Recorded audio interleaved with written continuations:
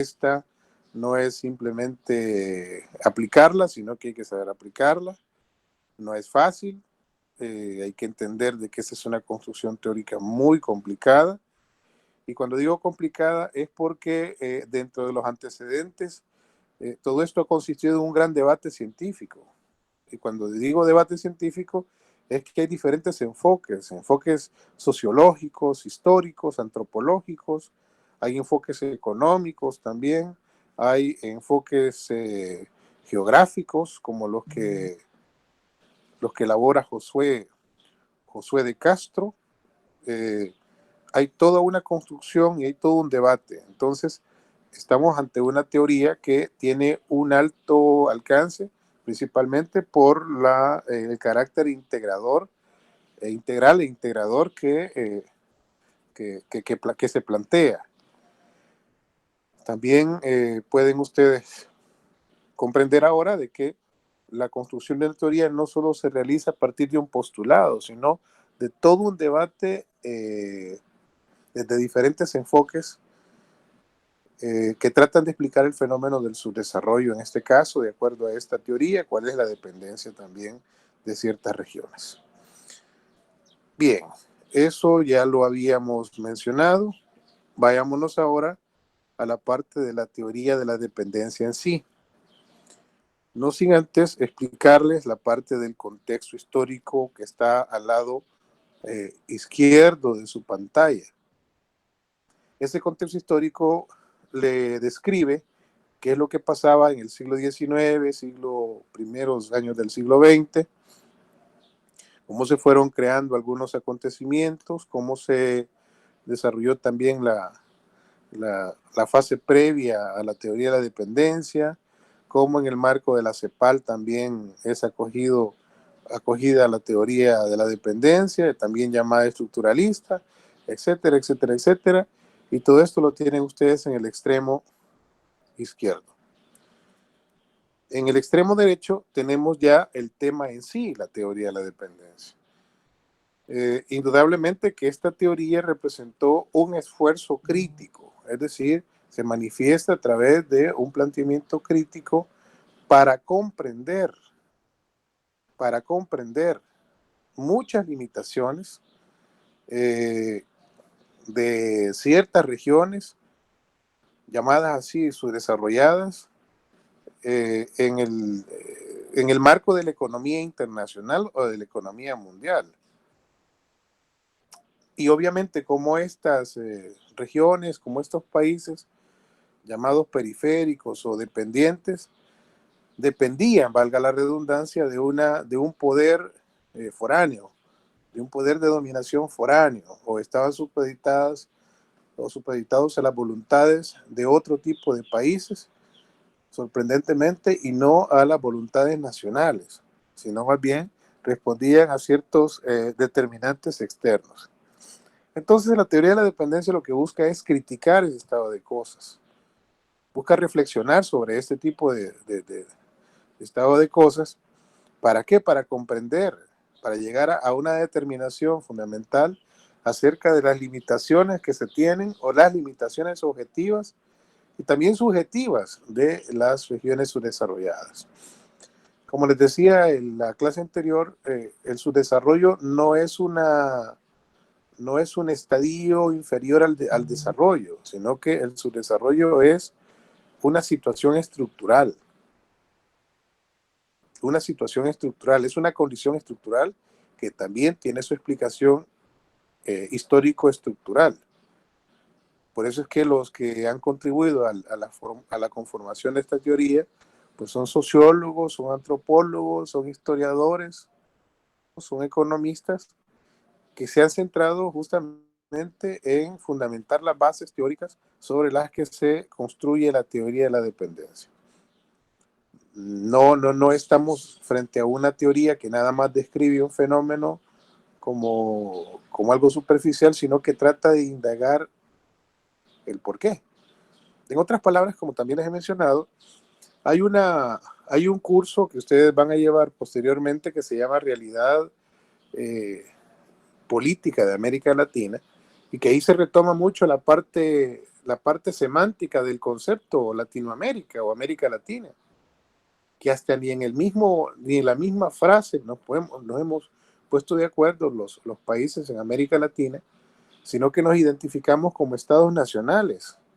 Nos identificamos dentro de una connotación nacional, de una república, llámese República Dominicana, República Mexicana, República del Salvador, etcétera, pero nunca hablamos de que somos latinoamericanos eh, o que un país se anteponga el gentilicio antes de la nacionalidad.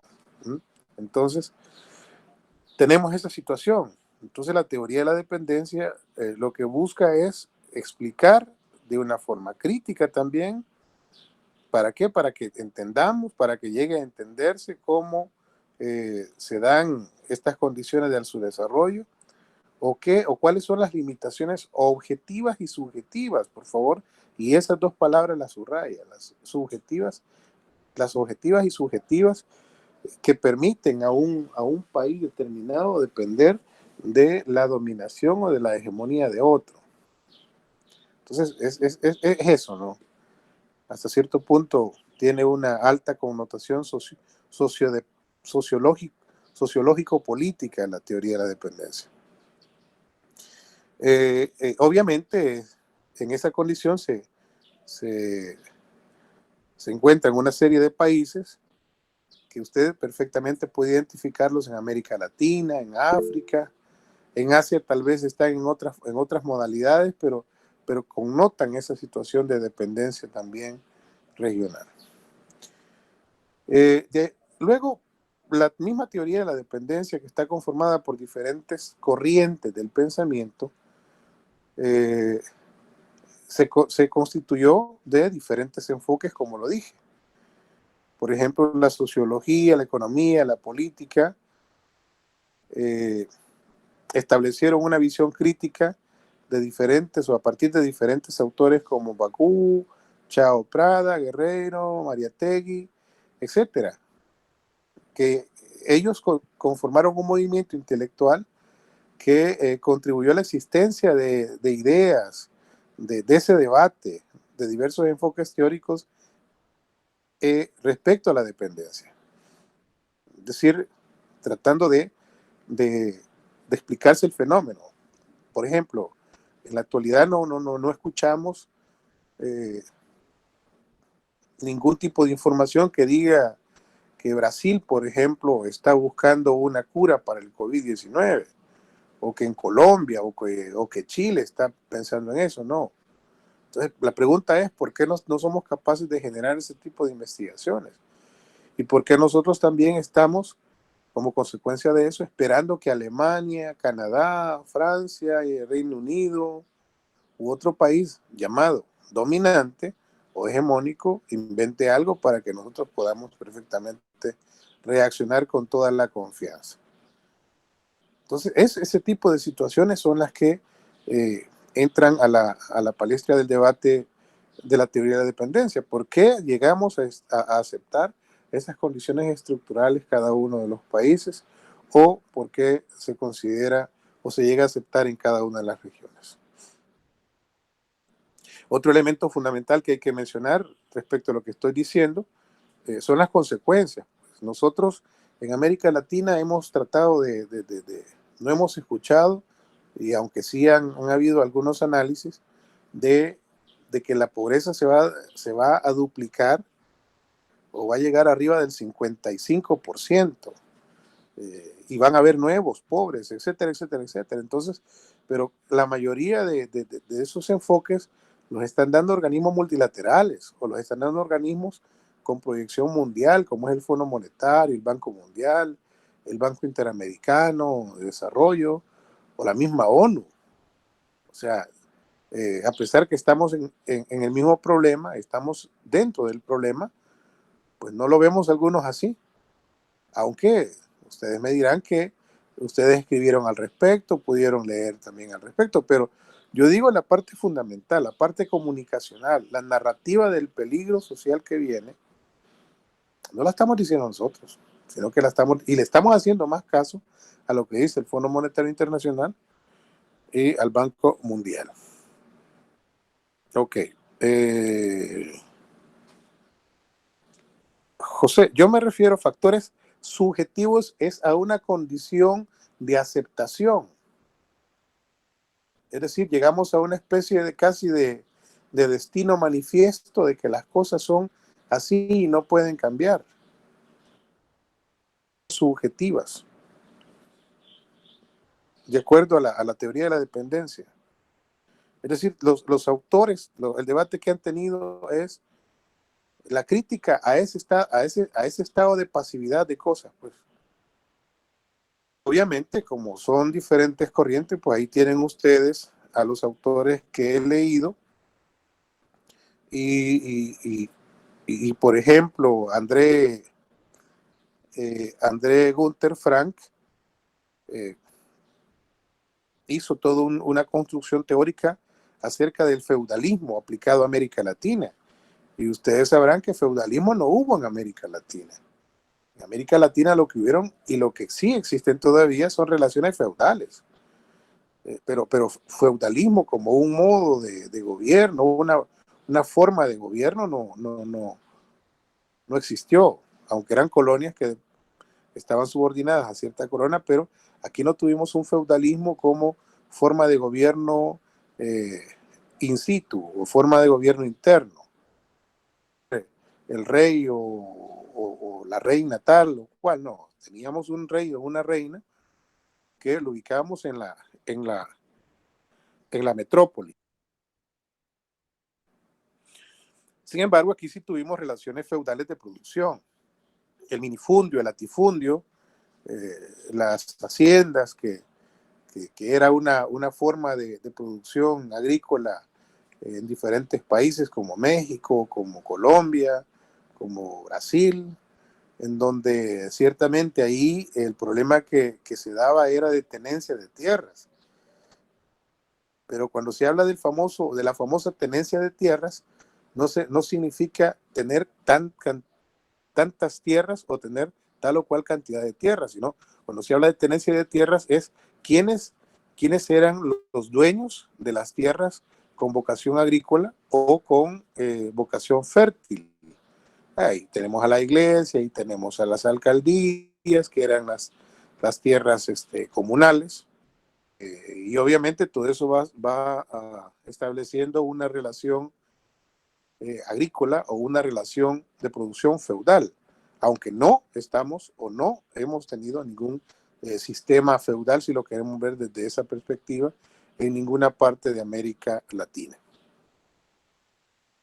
Ese es otro tipo de crítica, porque estamos hablando de cómo un modelo, cómo una forma de vida, cómo un modelo de producción o una forma de producción se va a ubicar en la región latinoamericana. Entonces, como les mencionaba el día lunes, hay libros que hablan acerca de desarrollo, es el desarrollo del subdesarrollo, ¿no? Entonces vamos a ver que hay un juego de palabras, pero que en realidad esto solo puede ser entendido a la luz de ese debate teórico que tienen los autores, como lo dice el documento. Eh, bueno, eh, aunque, aunque tenemos y estamos en la órbita del capitalismo, también habría que preguntarnos si hemos tenido un sistema capitalista como tal en las regiones estas dependientes. Luego pasamos a los aportes concretos. Los aportes como los que hace Juan Maestre Alfonso, que trata de caracterizar la teoría de la dependencia en 7 grandes aspectos fundamentales. Es decir, el esfuerzo de Juan Maestre Alfonso es tratar de resumir en 7 grandes ideas el significado de la teoría de la dependencia. Imagínense ustedes. Y dice al principio, hola, ¿qué pasó, Tonatio? Ok, está fallando el internet. Bueno, Ya, vamos a los últimos esfuerzos. Entonces, dice este autor, o se refiere este autor, a 7 características que tiene la teoría de la dependencia. La primera es que es un análisis integrado de las diversas ciencias sociales. Pues yo agregaría también, además de ser un análisis integrado, un análisis integrador. ¿Por qué? Porque las ciencias sociales tienen una cantidad, una buena cantidad de visiones, desde la sociología, la antropología, la historia, la economía, la política, eh, etcétera, y cada una tiene una visión, pero una visión sobre el mismo fenómeno. Entonces, ese fenómeno visto a la luz de todas estas ciencias sociales, pues nos dan un enfoque integral o integrado e integrador, esperaría, del fenómeno. Es decir, todo tiene una consecuencia. Nosotros como internacionalistas, o ustedes como internacionalistas, perfectamente pueden captar de que un fenómeno económico no únicamente tiene repercusiones económicas, tiene repercusiones de todo tipo. O un acontecimiento político tiene consecuencias, tiene repercusiones de diferentes tipos. Entonces, no es cierto de que únicamente un fenómeno político vaya a tener una consecuencia política. Tiene una cantidad enorme de consecuencias. Entonces, ese análisis integrado consiste ciertamente en integrar las visiones que tienen estas ciencias sobre un fenómeno determinado. Yo hace poco estaba tratando de contribuir pues en algo. Alguien estaba escribiendo sobre la planificación estratégica, ¿no? Planificación estratégica de la salud pública en El Salvador, etcétera. Entonces, como que desde el punto de vista de la carrera, como que no tendría mucho sentido, ¿no? Pero en administración pública tenemos que estudiar administración estratégica, ¿no? O la misma concepción de la salud pública, que es una palabra compuesta. Por un lado está la salud y por el otro lado lo público. Entonces, ¿qué constituye lo público dentro de la salud? O dentro de la salud, si esta es de interés o de carácter público, etcétera, ¿no? Al final, creo que en la actualidad, pues, los diferentes enfoques o los diferentes fenómenos tienen esa visión integrada desde las ciencias sociales. La característica número dos es el énfasis en lo estructural. Es decir, esa insistencia en el carácter estructural, condiciones sociales del desarrollo económico y los aspectos políticos. Es decir, cuando hablamos de una estructura, estamos hablando de una condición.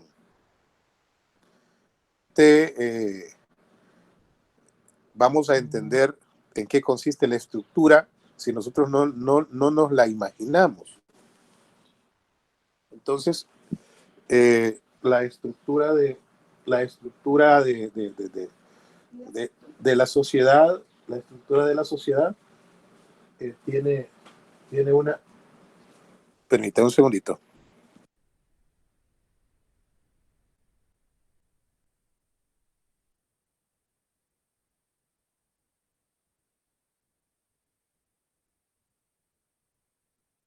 Entonces, la estructura de la sociedad, si lo vemos como una especie de esfera, la infraestructura, la parte económica y la superestructura, la parte política. O, si lo queremos ver a nivel morfológico, ¿cuál es la estructura que nosotros tenemos? Podemos estar sentados, de pie, etcétera, y nos tocamos la cabeza, los hombros, las piernas, etcétera. Pues esa es nuestra estructura, nuestra condición estructural. Imagínense si le preguntamos a Tonatiuh, nos imaginamos que Tonatiuh pueda correr los 100 metros planos en 5 segundos. ¿Mm? Podría dar la estructura fisiológica de Tonatiuh esa condición. Evidentemente diría que tal vez no, ¿verdad? O las condiciones en las que tenemos o en las que estamos podrían ser proclives a alcanzar cierta condición o situación. Entonces, la segunda característica es eso, ¿no? El énfasis en lo estructural, en la condición estructural, históricas en las que se ha conformado una sociedad. Como tercer característica es el empleo del método histórico, estructural o dialéctico. Uno de los grandes de la teoría marxista es la profundidad en la que quiere abordar los fenómenos. No solo describirlos a nivel superficial, sino ahondar en estos. Y ese ahondar en los fenómenos desde diferentes enfoques, perspectivas, puntos de vista, es una condición metodológica que utiliza el método histórico o dialéctico. Eso lo podemos ir entendiendo ya en el desarrollo mismo de la carrera. Una cuarta característica es la consideración de la historicidad del objeto y sujeto del conocimiento. Es decir, la historicidad es todo ese bagaje de determinantes que tienen los sujetos. La historicidad que tenemos nosotros al momento, la historicidad que tenemos tanto socialmente nosotros como individualmente, en eso consiste la historicidad. ¿Y por qué se toma en cuenta la historicidad? Porque muchas veces la historicidad se vuelve determinante en cuanto a condición socioeconómico-política. Yo les digo una cosa, a veces ese refrán de conocer la historia para no repetirla, pues como que no cala mucho en estas sociedades. A veces se puede conocer la historia y se puede repetir el mismo fenómeno. Entonces, la historicidad justamente significa tomar en cuenta todo el pasado histórico de un fenómeno, pero no solo como recuento, sino que como determinante. Entonces, obviamente ese sujeto tiene una doble dimensión, es un objeto y es un sujeto de conocimiento.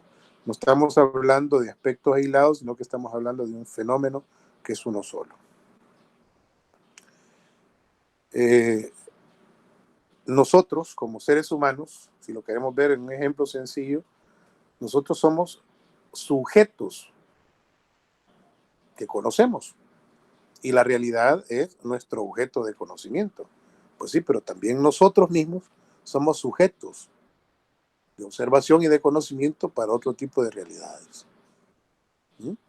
Esa es la dialéctica de la situación, la doble dimensión que tenemos como seres humanos. La característica es la crítica radical al estructural funcionalismo. Una de las condiciones que sí nos caracterizan a nosotros es esa crítica constante que debemos tener. Es decir, cómo ese marco conceptual o cómo ese equilibrio social también nos permite ser pasivos o nos permite también ser revolucionarios. Cómo podemos cambiar las situaciones que se nos van presentando para alcanzar mejores estadios. Crítica importante, porque la teoría de la dependencia, como lo decíamos al principio, no es que haya nacido en el 60 y que ya tiene 60 años de vida, ¿no? Y que por tanto es una teoría vieja. Por el contrario, es una teoría que todavía tiene características muy jóvenes, o muy jóvenes como, o más jóvenes que ustedes inclusive. ¿Por qué? Porque los fenómenos todavía están ahí. Digamos, a veces nosotros encontramos hechos que se dan en la realidad política y económica que podríamos considerar como superadas y no es cierto, todavía están presentes, todavía son recurrentes. Eh, es por eso es que hay una crítica radical al estructural funcionalismo.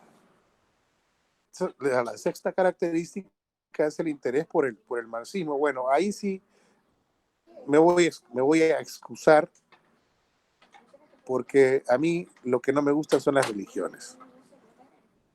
El interés por una teoría creo que es lo que pueda, el sesgo que pueda generar en esta teoría, el enfoque eminentemente marxista, pero eso ya es otra característica.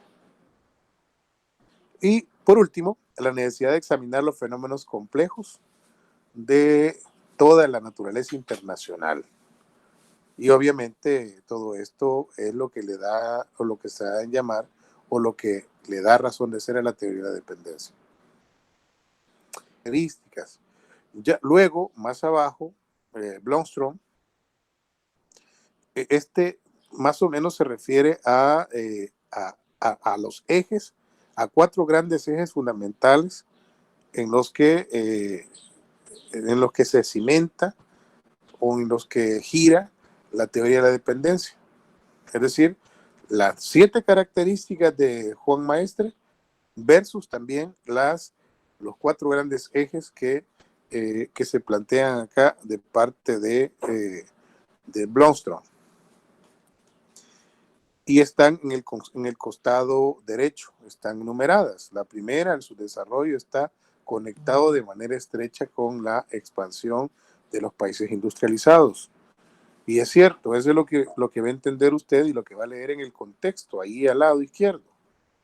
El capitalismo tiene un surgimiento para ciertas teorías, o como surge en el mundo occidental.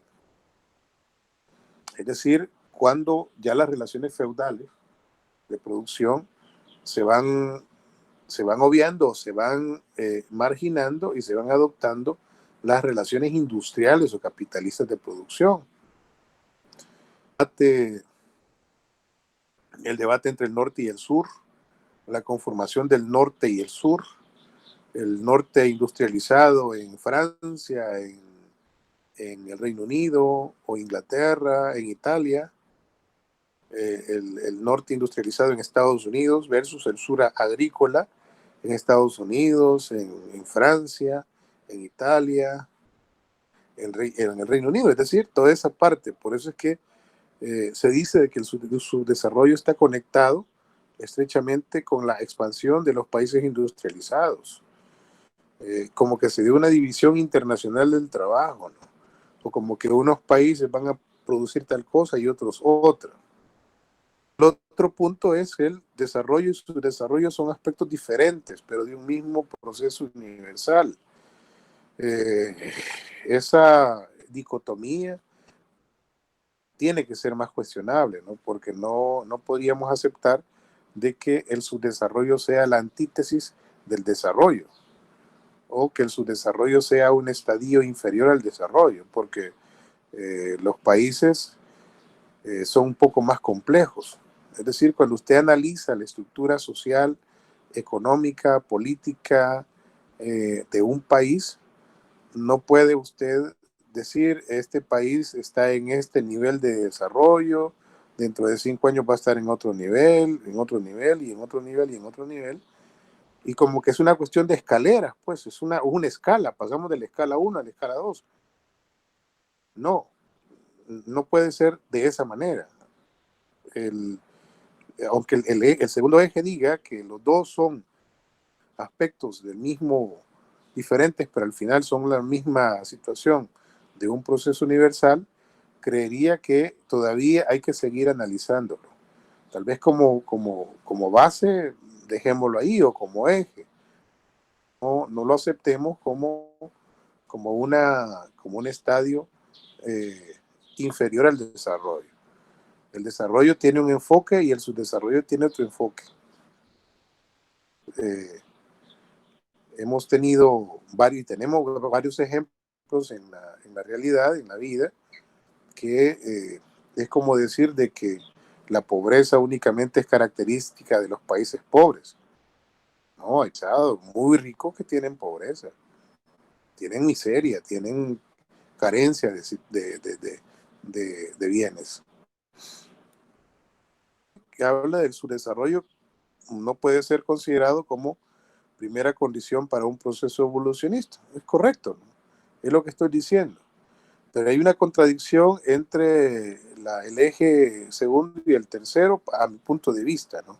¿Por qué?